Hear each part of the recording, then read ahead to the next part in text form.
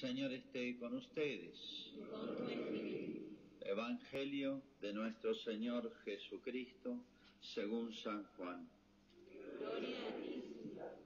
Dijo Jesús: de la misma manera que Moisés levantó en alto la serpiente en el desierto, también es necesario que el Hijo del Hombre sea levantado en alto, para que todos los que creen en él tengan vida eterna. Sí, Dios amó tanto al mundo que entregó a su Hijo único, para que todo el que cree en él no muera, sino que tenga vida eterna. Porque Dios no envió a su Hijo para juzgar al mundo, sino para que el mundo se salve por él. El que cree en él no es condenado, el que no cree ya está condenado, porque no ha creído en el nombre del Hijo único de Dios. En esto consiste el juicio.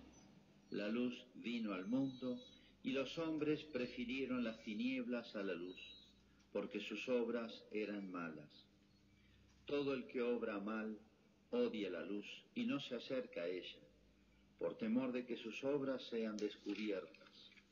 En cambio, el que obra conforme a la verdad se acerca a la luz, para que se ponga de manifiesto que sus obras han sido hechas en Dios. Es palabra del Señor. Gloria a ti, Señor Jesús.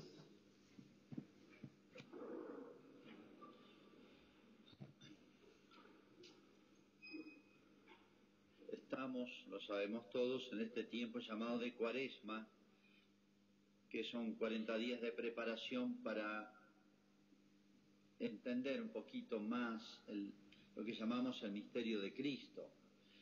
Y no solamente de Cristo, el misterio de su persona, sino de su obra. No es fácil entender a Cristo. No es fácil entender a Cristo. Sí es difícil conocer a una persona que tenemos al lado nuestro. Mucho más este ser tan especial, por eso se llama misterio de Cristo, porque excede todas nuestras posibilidades. Aunque nos dediquemos toda la vida a estudiarlo, siempre será un misterio, o sea, será más lo que no conocemos de él que lo que conocemos. Por ser tan grande, no por ser tan opaco, turbio, doble, oscuro, o de una psicología extraña, sino por ser tan grande. Y mucho más la obra de Cristo, lo que llamamos la redención, lo que significó pasar la humanidad entera de la muerte eterna a la vida eterna y la vida divina, como hemos comentado domingos atrás. Por eso Dios se tomó mucho tiempo para preparar y explicarnos esto. Se tomó más de 1800 años. Y es lo que llamamos el Antiguo Testamento, la historia de Israel. Dios preparó un pueblo, lo formó de cero, como si dijera Argentina, Brasil, Francia. Arrancaron hace cientos de años, una mezcla de pueblos. Pero en el caso de Israel, Dios tomó una familia para arrancar de cero bien, hacer las cosas bien desde el principio. Llamó a Abraham, su esposa Sara, sus hijos, después vinieron nietos, bisnietos, así nació Israel. Y Dios eligió a la familia, lo trasladó a otro pueblo, le dio una tierra, es la que tienen ahora los judíos. Bien, y así transcurrieron 1850 años. Todo lo que pasó en esa historia era una pedagogía de Dios, eran lecciones de Dios preparatorias para entender a Cristo y la obra de Cristo. Para nosotros, lamentablemente, hablar del Antiguo Testamento es 4 o 5 nombres que nos suenan sueltos, que no sabemos cómo vincularlos, porque no hay tiempo de estudiar en los catecismos esto, lamentablemente. A las apuradas, mal y superficialmente vemos Nuevo Testamento, Cristo, la Iglesia, los sacramentos, el credo, la moral y no sé si se acuerdan al año siguiente los chicos. Pero todo esto tendría que ser parte importante de la catequesis, porque es para entender más. Si Dios se tomó tanto tiempo es porque es importante. Y porque nosotros somos muy duros de entender. Y se nos borra y se nos mezclan y y entendemos las cosas superficialmente. Bueno, hoy tenemos un ejemplo. Yo leí esto: de la manera que Moisés levantó en alto la serpiente en el desierto, es necesario que el Hijo del Hombre sea levantado, para que todo el que crea en él no muera. Yo no sé si entendieron o me podrían explicar qué significa esto. Para un judío, lo que nosotros llamamos el Antiguo Testamento, que no es otra cosa que la historia de Israel, para un judío, esto lo sabía de chiquitito, porque todas estas tradiciones se transmitían en la familia. Papá y la mamá le contaban toda la historia de Israel, de Abraham, desde la creación del mundo. Lo que nosotros leemos en el Génesis se charlaba en la casa. Como no había internet, no iban los chicos al hockey, ni estudiaban inglés, ni tenían otras actividades que hoy llenan la vida, que distraían. Bueno, entonces había mucha tradición oral. La escuela era la casa, ahí se aprendían todo, lo importante de la vida. Y estos temas los sabía un chico de 10, 12 años, nos podría explicar a nosotros todo. Y es lo que debiera hacer hoy. Mi madre nos leía de chiquititos, todos los días, pedacitos de la historia de Israel. Yo lo sabía de chico. Cuando fui al seminario me sirvió para rendir varios exámenes eso. Pero mi madre me los leía y nosotros nos fascinaba en la casa. El próximo capítulo es como una telenovela que uno queda enganchado para el próximo capítulo. Bueno, y así era todo. Y bueno, y después mi madre nos ambientaba, como a un niño hay que ambientarle los hechos, ¿no? Bueno, eso debiera ocurrir hoy también, en las casas.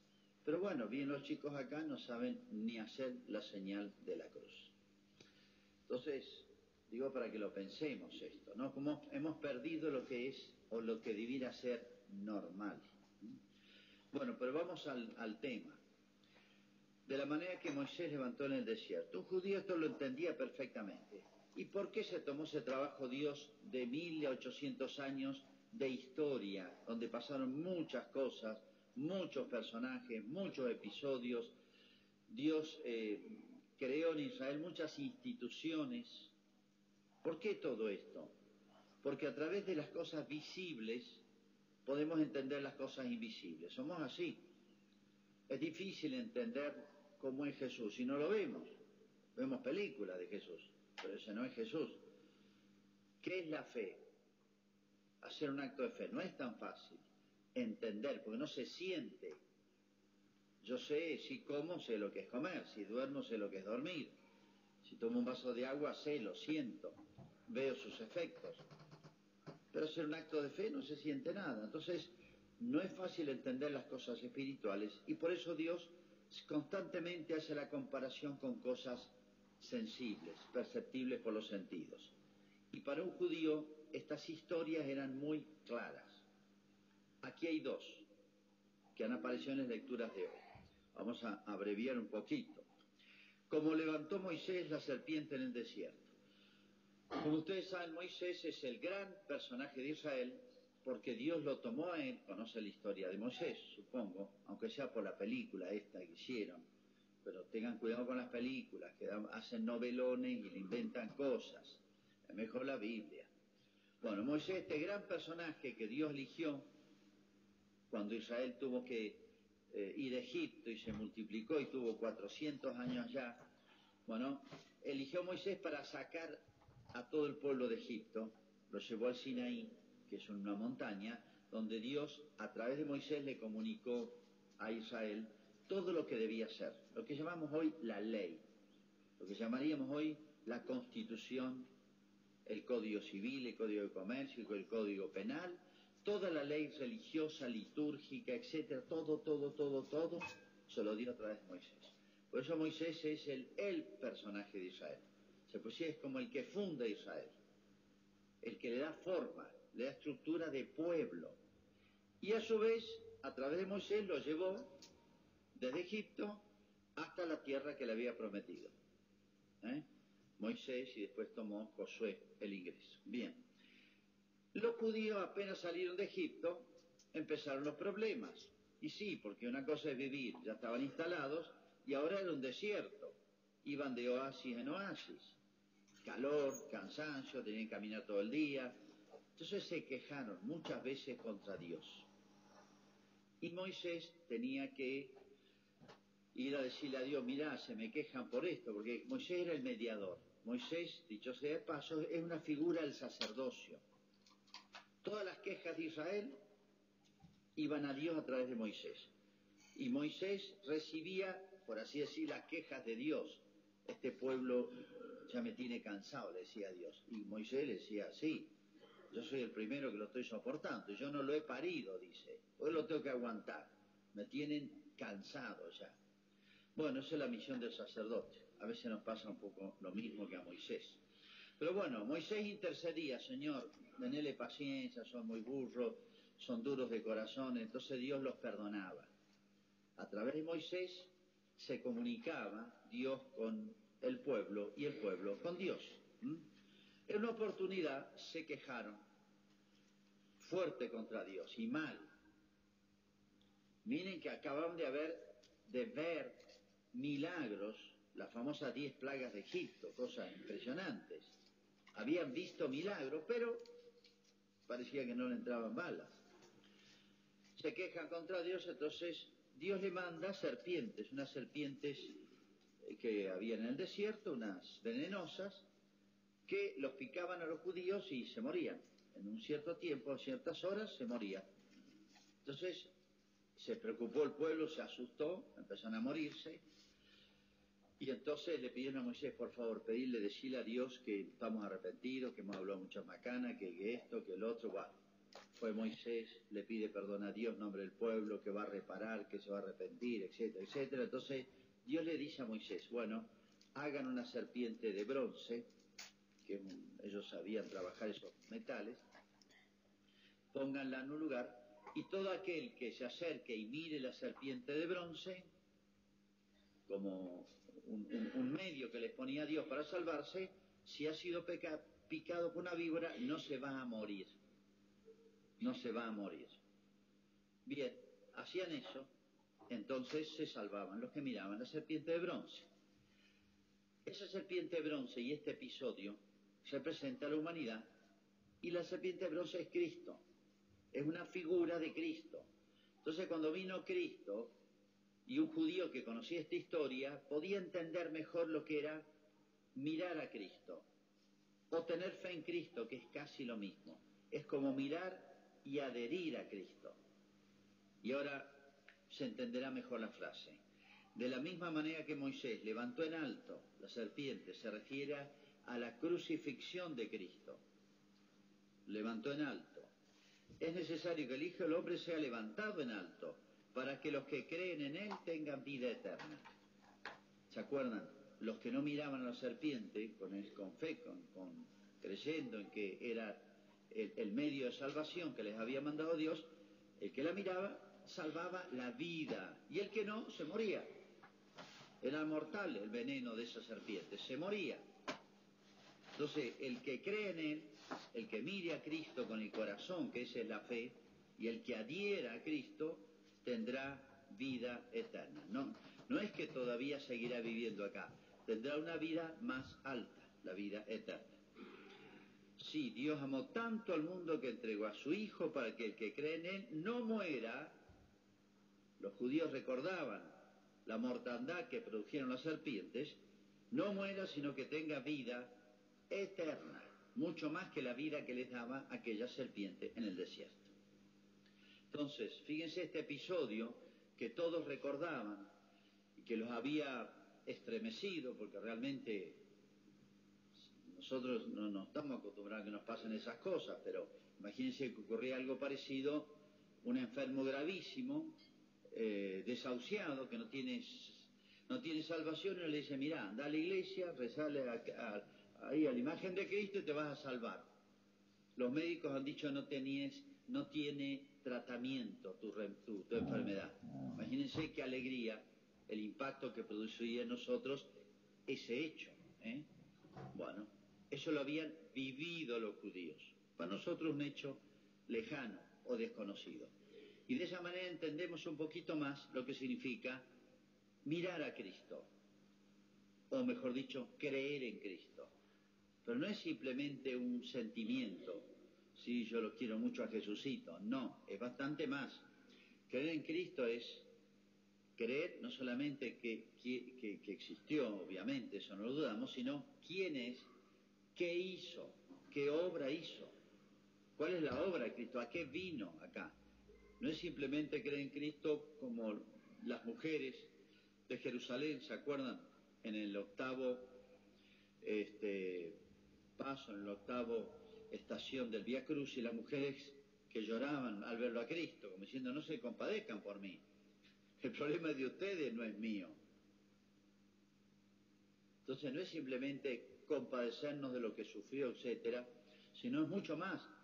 Es comprender que ese sufrimiento de Cristo que vamos a ver en la Pasión, lo hizo por mí, para darme la vida. Si no, yo estaba destinado a la muerte.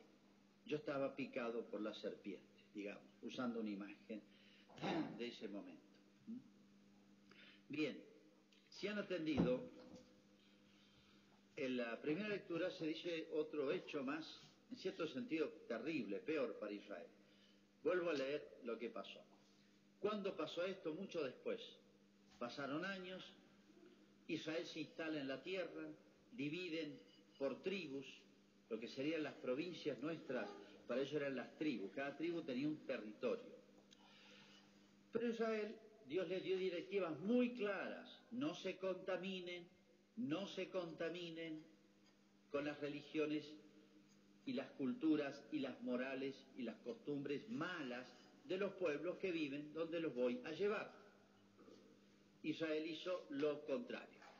Pasaron los años, pasaron 500 años. Instalados ahí, de a poquito se fueron instalando, les fue bien, se instalaron bien, tuvieron un reino próspero con David y Salomón, pero se fueron contaminando hasta que un rey se casó con una mujer de otra religión y echó a perder casi todo Israel. Bueno, la historia es muy larga. Poquito a poco fueron abandonando a Dios, a pesar de todo lo que había hecho Dios por este pueblo. Y acá describe en unos renglones la situación de Israel. La vuelvo a leer. Todos los jefes de Judá, o sea, la clase política, los sacerdotes, la clase religiosa, y la multitud del pueblo, todos, como diciendo acá todos son responsables, multiplicaron sus infidelidades. Siempre, cuando cae uno, cae otro. Si tenemos malos gobernantes, es porque el pueblo es malo, porque de ahí salen. Si tienen malos curas, si nosotros somos malos curas, bueno, salimos de la familia, de esta tierra, no venimos de otro planeta. Así que, y si hay pocos curas, bueno, acá en nuestra diócesis hay mucho, pero en otro lado no hay. Es porque las familias no dan, no hay espíritu religioso, y a nadie se le ocurre ser sacerdote, o Dios no inspira, no da vocaciones. O sea, uno dice, uy, qué mala clase política. Bueno, somos nosotros los culpables. Son iguales que nosotros, salen de entre nosotros, son hijos de nuestra familia, se forman en nuestra escuela, hacen lo que a nosotros nos gusta. Es eso. Somos parecidos. Vale para los curas, vale para los políticos, vale para la sociedad. Imitando las abominaciones de los paganos, los pueblos vecinos, Dios justo quiso preservar a Israel, formar a Israel, corregir, iluminar, guiar a Israel. Se contaminaron hasta el templo que el Señor había consagrado a Jerusalén. O sea, echaron a perder hasta la religión, lo más sagrado.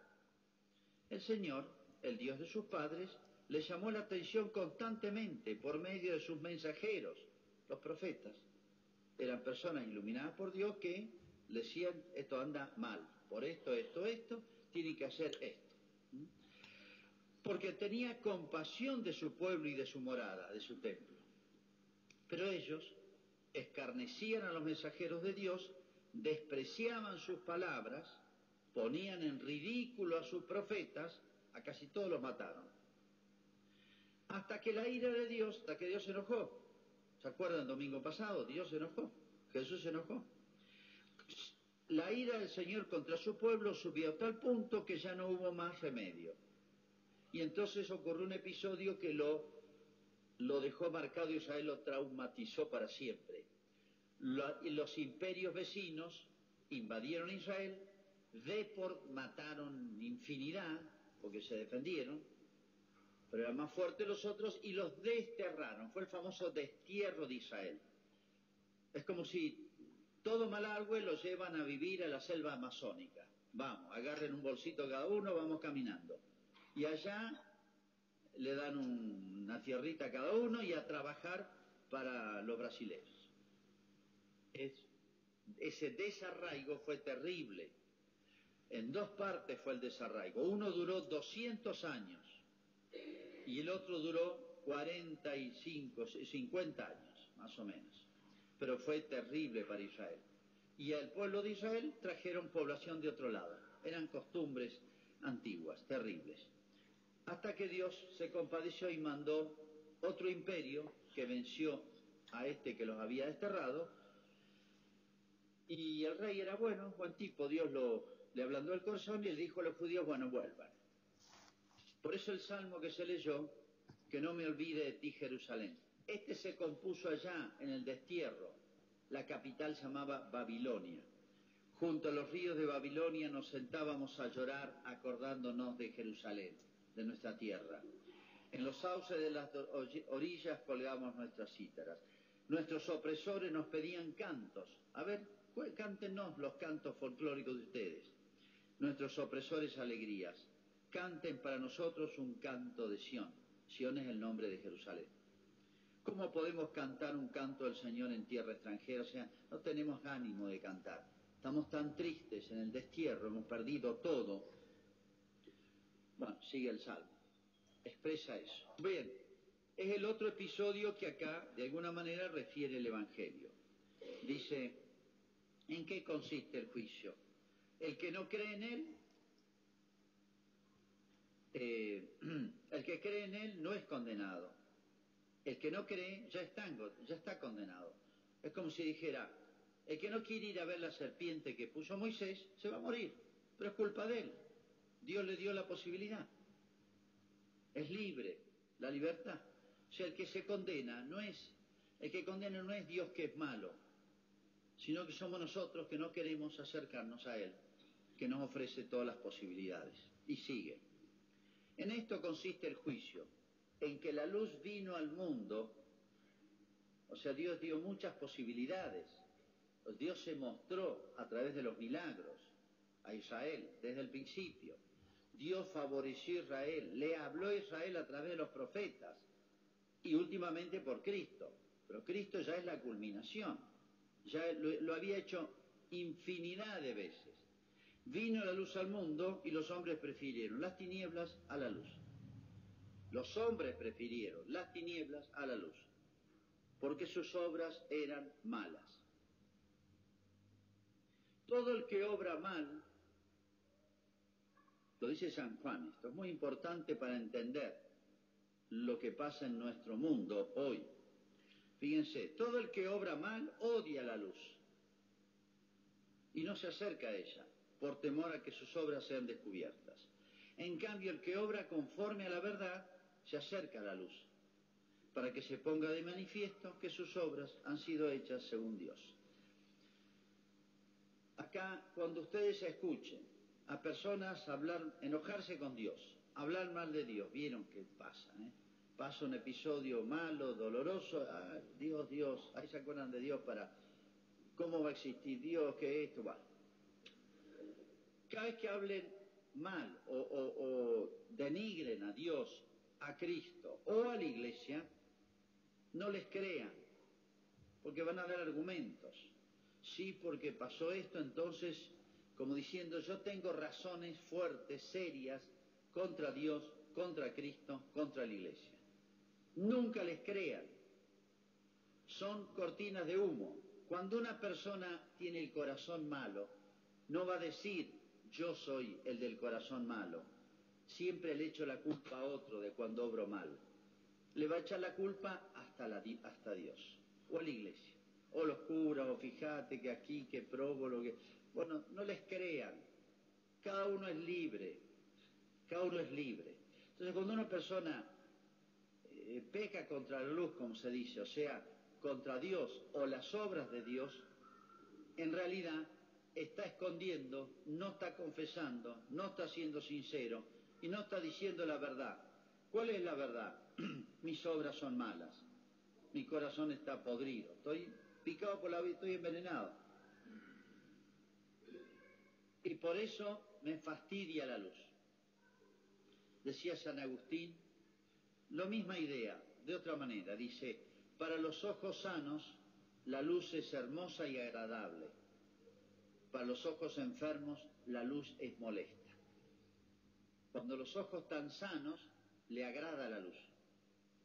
O sea, cuando el corazón es bueno, recto, sano, noble, limpio, etcétera, el corazón del hombre busca la luz, busca a Dios, busca a Cristo, que es la luz, y lo encuentra en la iglesia. Acá lo dejó. No me refiero al templo, sino la iglesia católica universal. Pero a los ojos enfermos, o sea, cuando el corazón está enfermo, le molesta la luz. La culpa no la tiene la luz, la culpa lo tienen los ojos que están enfermos. Eso le pasó a Israel. Estaba enfermo. Y bueno, Dios le mostró su enfermedad, pues ya no había manera. Le mandó profetas, lo denigraron, los mataron, los ridiculizaron. ¿Cómo se ridiculiza hoy las cosas de Dios, la ley de Dios, la iglesia? ¿Ves que hay alguna noticia de un cura que es una macana en algún lado? La pasean por todo el mundo. Hay infinidad de actos heroicos todos los días, generosos, de sacerdotes, de religiosas, de católicos, de familias. Nunca tienen publicidad.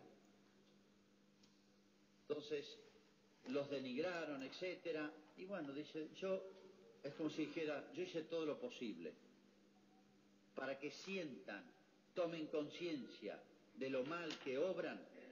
Permitió que los países vecinos los invadieran, los mataran y a los que quedaron se los llevaran desterrados. Esa experiencia terrible que tuvo Israel, que no se olvidó jamás.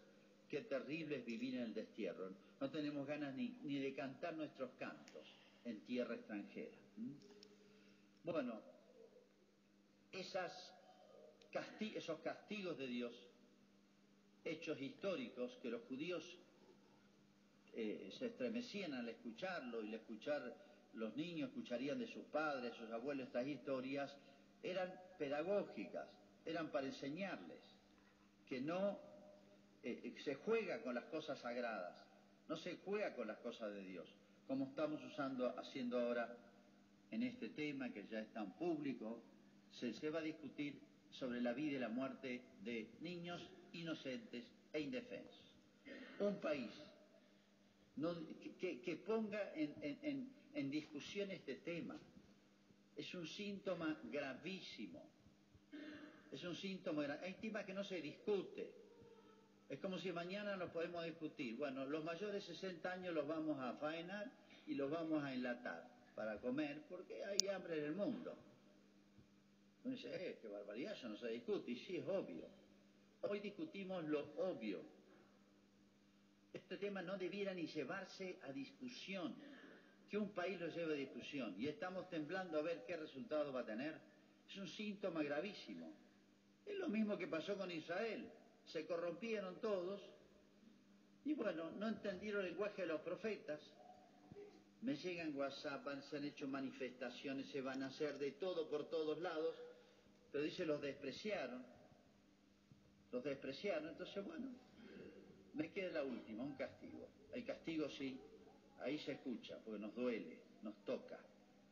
Que Dios nos lo mande un castigo a la Argentina y al mundo por lo que está pasando, Esto es gravísimo. No nos hartamos de escuchar a las asociaciones locales, provinciales, nacionales, mundiales de los derechos humanos. No estamos hartos de que se metan en todo y de la manera más injusta. Y ahora los niños por nacer no tienen derechos. ¿Los han oído hablar a ellos? ¿Han escuchado declaraciones? Defiende a los animalitos en todo el mundo. El lío que se armó con los cóndores, que no eran cóndores sino que eran jotes. Bueno, ¿se va a armar el mismo lío a las mismas personas? Entonces, Esa descripción que hizo de Israel es la nuestra, pero con un agravante: vino Jesús. Para ellos todavía no había venido, era un futuro, era una promesa. Para nosotros ya vino. Que no nos pase que enojemos a Dios. Dice, y llegó al final y bueno, la ira de Dios. Se enojó Dios. Como el papá y la mamá se enojan. Ya pasó el límite, le dicen al hijo. Mirá, pasaste todos los límites, ya. Te expliqué todo, te lo enseñé, te lo dije 1000 veces, un sopapo. Ojalá que no pasemos los límites y despertemos la ira de Dios. No son palabras mías, son palabras de la Escritura. Y no le echemos la culpa a Dios. Nos gusta la libertad, pero no nos gusta asumir la responsabilidad de nuestros actos libres. Hagamos nuestra profesión de fe.